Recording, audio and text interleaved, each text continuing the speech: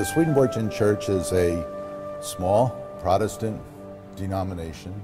We focus and draw on our view of the Christian life and faith on the theological writings of a man named Emanuel Swedenborg. And coming out of his voluminous works, we look at life as a process of growth and development. We're here to worship and worship God and to serve our neighbor. The highest form of prayer is an active and useful, loving life focused on people.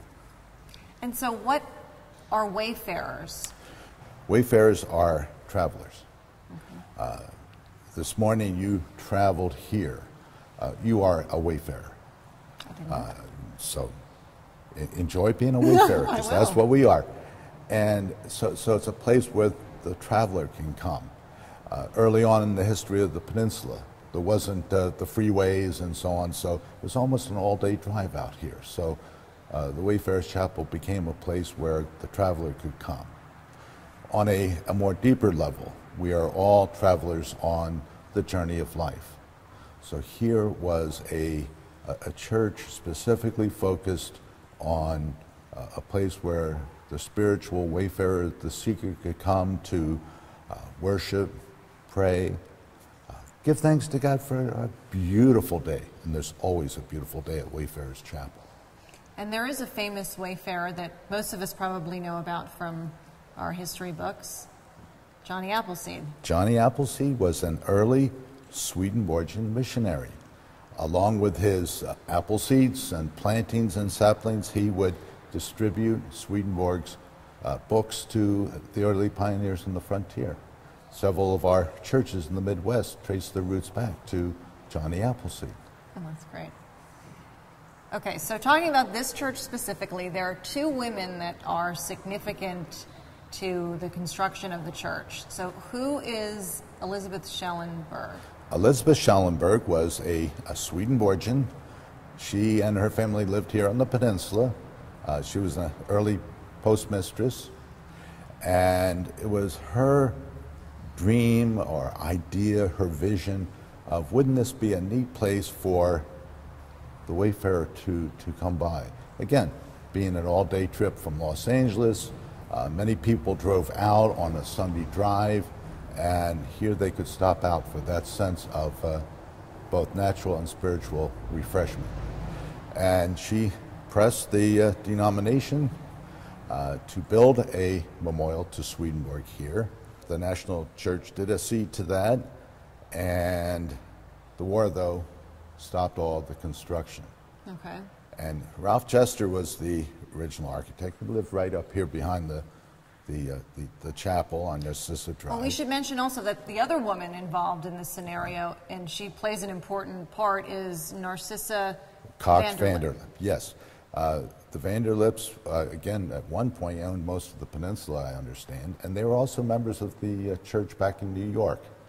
And again, she was very much part of the vision, and she donated the 3.5 acres that the chapel site sits on. And so, as you were saying, they bring Ralph Jester, who is a... Ralph Jester was, I understand, he was a set designer for Cecil B. DeMille's, and he had, and the original vision was a Spanish mission type structure. Again, one of the missions that people could stop by, but he did not really feel that his design really fitted the situation. So he asked his friend, Lloyd Wright, so he said, Lloyd, submit a design. Well, shortly following World War II, Lloyd Wright was driving through the northern redwoods of California, and he stopped at a little restaurant for lunch, and as he was having lunch, he looked up through the skylight, and he saw these majestic redwood trees growing up and then arching overhead like a natural cathedral. And he was so inspired by that he said, if I ever have a commission to build a church, this will be my inspiration. And so, divine intervention. But, yes, well, that's, yep. And so the two got together, and Lloyd Wright submitted the blueprints, and I have the actual original blueprints, and they're dated April 15th, 1947. So when the church was, well, the designs were approved and then the church was eventually constructed, it's a pretty far cry from a Spanish mission style church. It's pretty radical. I mean, it's radical. It seems radical even now. Was it well received? Very well received. Again, the nature, the site, all blended in, and being open to much of the symbols and biblical symbols that struck a real responding chord in Swedenborgians. And so you have really come full circle with your experience here at the Wayfarers Chapel. Yeah. I go back. I attended the original dedication of the cornerstone on July 16th, 1949.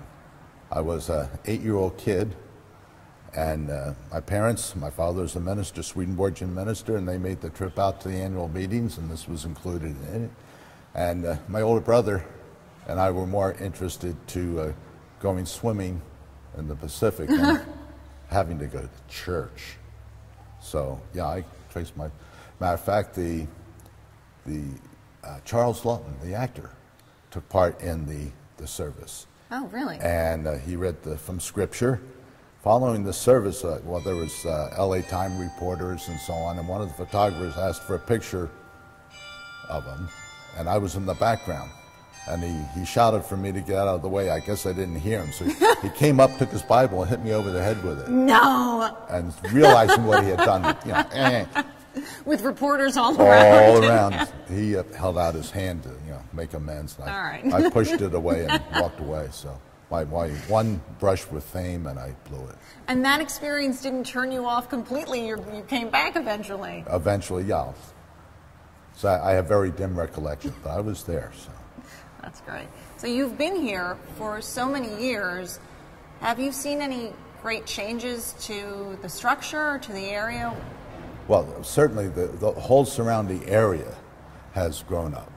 I think one of the great things is that this whole part of the peninsula now is part of the Palos Verdes Land Conservancy, preserving this for the use of not only our generation, but future generations to enjoy the beauty and so on. The chapel itself has grown and always will grow. Don't think of this as our nickname, the Glass Church. Think of it as a tree chapel.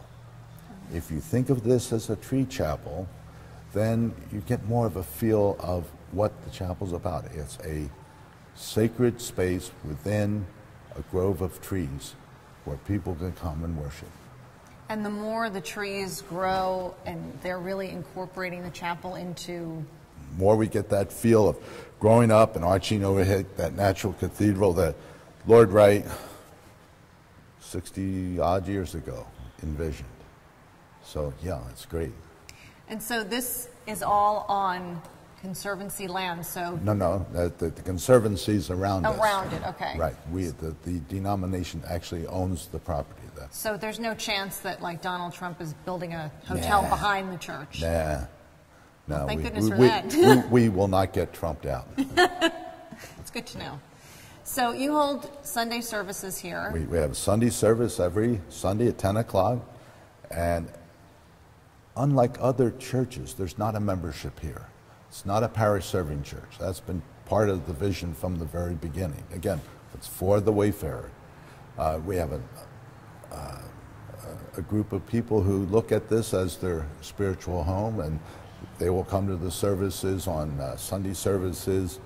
We have Christmas Eve services, Easter sunrise service in our outdoor amphitheater. It's a whole variety of worship experiences. And again, people are welcome to come. So all faiths are welcome? All people, regardless of who they are and what they are and where they're from and what they believe and so on. It's here to enjoy the setting and the presence of God. So for people that don't come for Sunday service, but they come and they walk in the chapel and they experience the effect that Lloyd Wright originally intended. Yeah, we're open every day of the week, and we have people who will come. Over the years, it's been a fantastic experience to watch someone, and I will see him seated in the chapel, and I will look at him and I will see tears. Really? So I know something is happening that is just an unfolding experience, sitting in this presence and having this relationship between themselves and their Creator. It's a wonderful experience. And, you know, something wonderful is happening in that transaction going on.